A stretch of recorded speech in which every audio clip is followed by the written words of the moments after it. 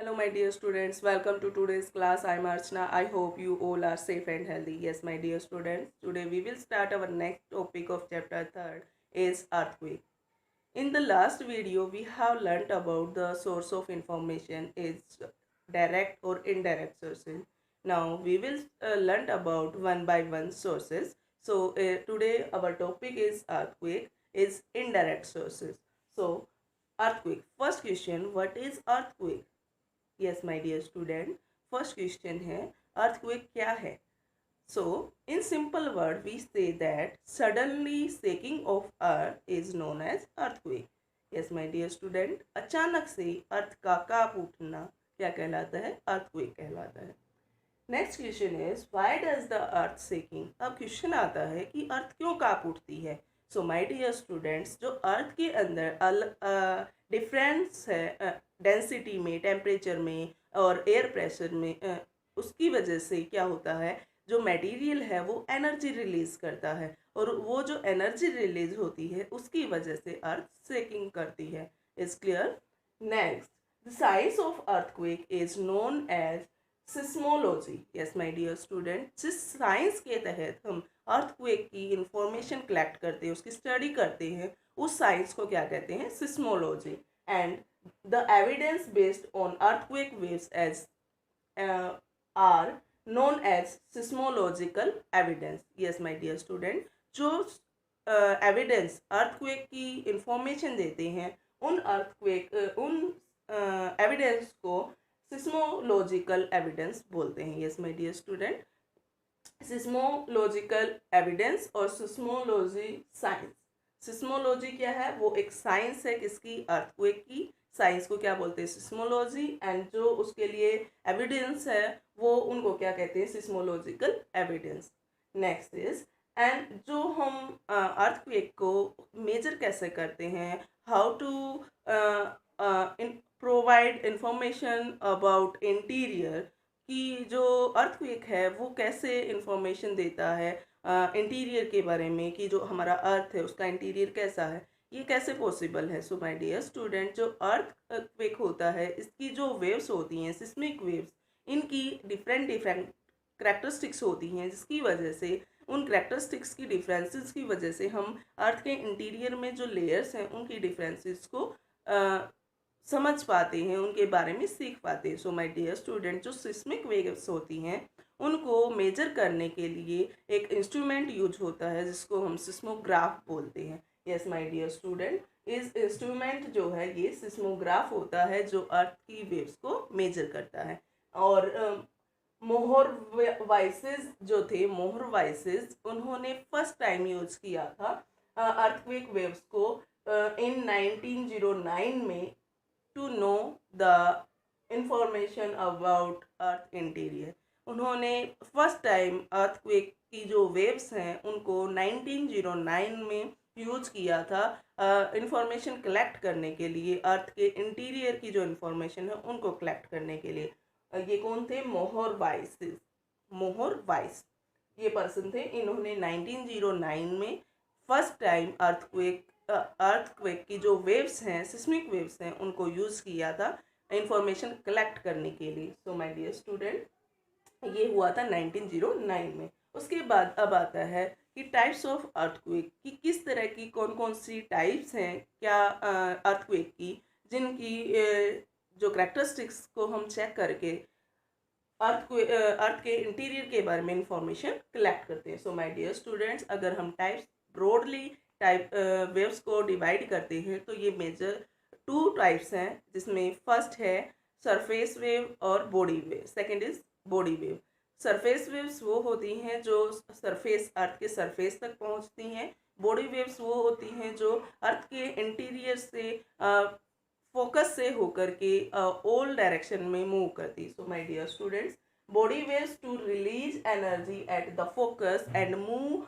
इन all direction ठीक है travelling through the body of the earth is clear next is surface wave the body wave interact करती हैं किसके साथ with the surface rocks and generate new set of waves और जो अर्थ की surface है सरफेस के ऊपर जो रॉक्स हैं उनके साथ इंटरेक्ट करती हैं बॉडी वेव्स, और उस वहाँ से new set of earthquake waves का जनरेट होता है, जिसे बोलते हैं surface waves. So my dear student, अगर हम टू कैटेगरीज में इनको ब्रॉडली डिवाइड करना चाहें तो वो हमारी बनती हैं बॉडी वेव्स और surface wave. Is clear.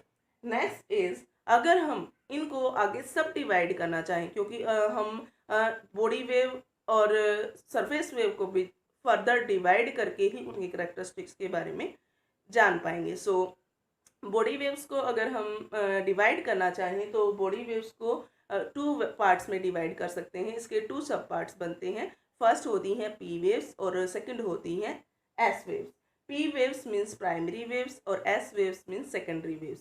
P waves जो होती हैं फर्स्ट ट्रैवल करके अर्थ सरफेस तक पहुंचती हैं, इसलिए इनको प्राइमरी वेव बोला जाता है। और एस वेव जो कि नाम से ही पता चलता है सेकेंडरी वेव्स मीन्स वो सेकेंड नंबर पे अर्थ के सरफेस तक पहुंचते हैं ट्रैवल करके। अब इन दोनों की कैरेक्टरिस्टिक्स को एक बार देख लेते हैं कि क्या कैरेक्टरिस्टिक्स है इनके अंदर।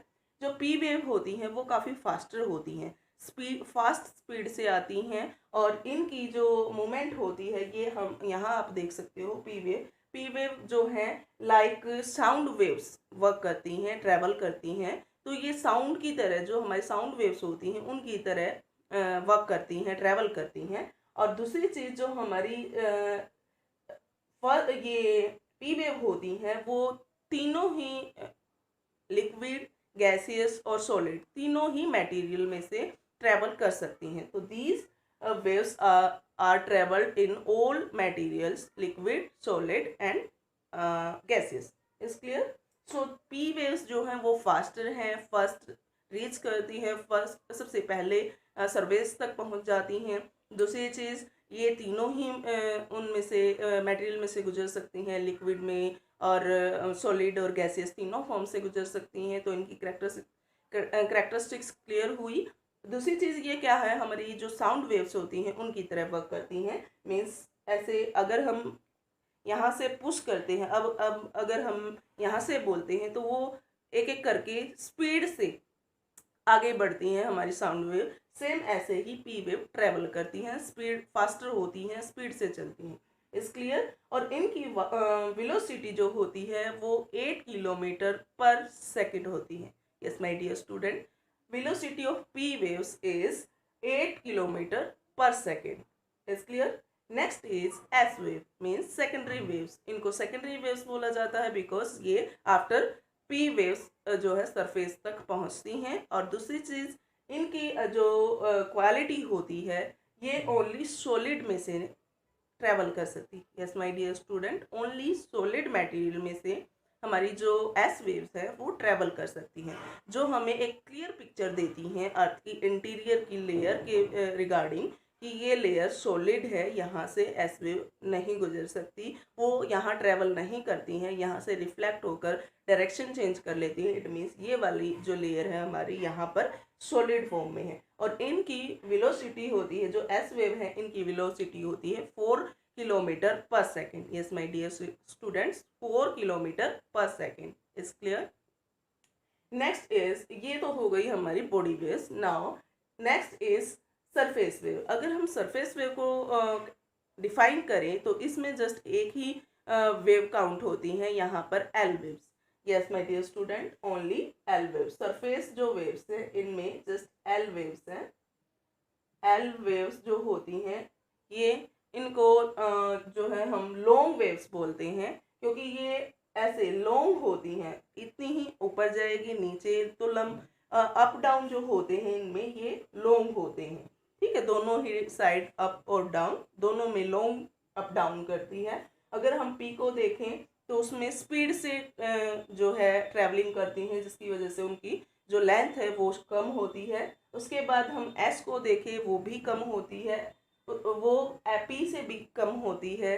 लेकिन जो हमारी एल वेव होती हैं वो लॉन्ग होती हैं, इसलिए इनको एल वेव का नाम दिया गया है, एल वेव के नाम से जाना जाता है। और एवरेज वेलोसिटी जो होती है इनकी एल वेव्स की, वो होती है 3 kilometre per second. Yes my dear student, velocity of L waves is 3 kilometre per second, यानी कि 1 सेकंड में 3 किलोमीटर का जो डिस्टेंस है उसको ये कवर करती है ट्रैवलिंग करते हुए। तो इसकी एक और करेक्टरिस्टिक जो है ये कहाँ से ट्रैवल कर सकती है, तो दीज यानी कि L waves are travel along surface के नियर, क्योंकि जो हमारा सरफेस होता है वहाँ उसके नियर तक पहुँचती हैं, उसके अलोंग जो है ये ट्रैवल करती हैं। और इसकी एक करेक्टरिस्टिक है कि ये तीनों ही मटेरियल से ट्रैवल कर सकती हैं, मीन्स सॉलिड, लिक्विड और गैसेस, तीनों फॉर्म से गुजर सकती हैं। इसलिए ये भी क्या है, हमें अर्थ के इंटीरियर की इंफॉर्मेशन देती है। सो माय डियर स्टूडेंट, इन वेव्स की तीनों तरह की जो टाइप्स ऑफ वेव्स हैं, इनकी जो करेक्टरिस्टिक्स हैं ये हमें क्लियर पिक्चर देती हैं अर्थ के इंटीरियर की, कि कहाँ पर किस तरह का मटेरियल है, कहाँ सॉलिड है, कहाँ लिक्विड है। Is clear? Now we learn about the picture of earthquake.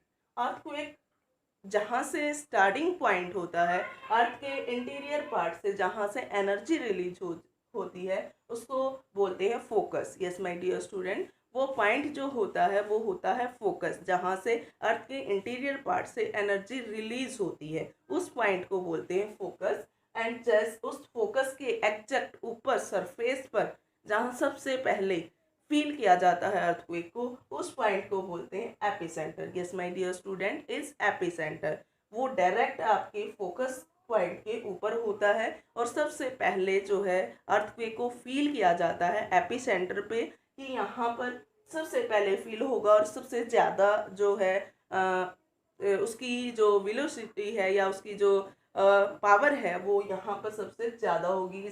जो अर्थक्वेक होता है उसका फोकस यहाँ पर होगा एपिसेंटर पर। जितना भी उसके अंदर ये हम ये कह सकते हैं कि जो नुकसान होता है, मैक्सिमम जो प्रॉपर्टी का या ह्यूमन बॉडी का लॉस होता है वो इस पॉइंट पे ज़्यादा होता है, क्योंकि अगर ये यहाँ पर एक ह्यूमन सेटलमेंट है तो उसमें डिस्ट्रॉय होने के चांसेस ज़्यादा होते हैं, क्योंकि सबसे ज़्यादा अर्थक्वेक को फील इसी फोकस एपिसेंटर पॉइंट पे किया जाता है। So my dear student, is epicentre is surface of earth. अगर ये सरफेस ऑफ अर्थ है तो इसका इंटीरियर पॉइंट जहाँ से एनर्जी रिलीज हुई है उसको नाम दिया गया है फोकस। और दीज जो वेव्स हैं फोकस से वेव्स रिलीज होंगी इन ऑल डायरेक्शन, और जब ये डायरेक्शन से रिलीज होकर के अर्थ के सरफेस से टच करके वापस रिफ्लेक्ट होंगी कुछ अर्थ तक, अर्थ को इससे क्या करेंगी, वो सेक कर देंगी, जिसकी वजह से अर्थक्वेक को फील किया जाता है। और सबसे ज़्यादा अर्थक्वेक फील होगा एपिसेंटर पे। So my dear student, is clear? एक चीज़ और यहाँ पर हम एक जो फोकस की बात करते हैं कि एपिसेंटर पे ज़्यादा फील किया जाता है, तो क्या इसकी मेजरमेंट के लिए क्या स्केल यूज किया जाता है? So my dear student, earthquake को मेजर करने के लिए रिक्टर स्केल यूज किया जाता है, जो कि रिक्टर नाम के एक साइंटिस्ट ने दिया था। इस स्केल के ऊपर 0 to 10, yes my dear student, 0 to 10 की नंबरिंग होती है और इन नंबरिंग के अकॉर्डिंग ही उसको मेजर किया जाता है कि ये कितना डिस्ट्रॉय कर सकता था या कितनी। सो इस Richter scale it show 0 to 10 number, 0 to 1 is only show on Richter scale. जो 0 to 1 नंबरिंग तक जो अर्थक्वेक फील किया जाता है या रिकॉर्ड किया जाता है रिक्टर स्केल पे, वो जस्ट रिक्टर स्केल पे ही रिकॉर्ड हो पाता है, उससे ज़्यादा उसको फील नहीं किया जाता। एंड 1 से लेकर 1 to 2 हैंगिंग जो ऑब्जेक्ट होते हैं वो स्विंग करते हैं, वो हिल सकते हैं, इतनी उसमें जो पावर होती है अर्थक्वेक में। एंड 3, 4 और 4 में जाके में भी जो कुछ हमारी विंडो के ग्लास होते हैं वो ब्रेक हो जाएं। 4 जो स्केल होता है 0 to 1 हमने देखा, उसके बाद जो 4 तक का स्केल होता है मीन्स 4 या 4.9 तक का, वहाँ अगर रिक्टर स्केल पे उसको इतने रिक्टर का अर्थक्वेक मेजर किया जाता है, इट मीन्स वो इतना पावरफुल है कि वो किसी विंडो के ग्लास को ब्रेक कर सकता है। एंड आफ्टर 5 अगर 5 तक का मेजरिंग किया जाता है स्केल के ऊपर, तो वो इतना पावरफुल होता है कि वो किसी भी वॉल के ऊपर जो प्लास्टर होता है या हमारी जो पीओपी होती है वो गिर सकती है। उसके बाद अगर 6 to 6.9 तक का देखें तो वो किसी भी न्यू बिल्डिंग को या काफ़ी जो ओल्ड हो चुकी है उस बिल्डिंग को क्रैक कर सकता है, वॉल को क्रैक कर सकता है, इतना पावरफुल होता है। और 6 to 6.9 का 7 to 7.9 का जो होता है वो किसी भी अर्थ सरफेस के ऊपर क्रैक जो है बना सकता है। क्रैक जो है हमारा अर्थ सरफेस उसके अंदर क्रैक बन सकते हैं, उसके अंदर दरार आ सकती हैं। इट मीन्स वो पावरफुल होता है 7 to 7.9। और 8 to 8.9 का जो होता है वो इतना पावरफुल होता है कि वो किसी भी ब्रिज को डिस्ट्रॉय कर सकता है।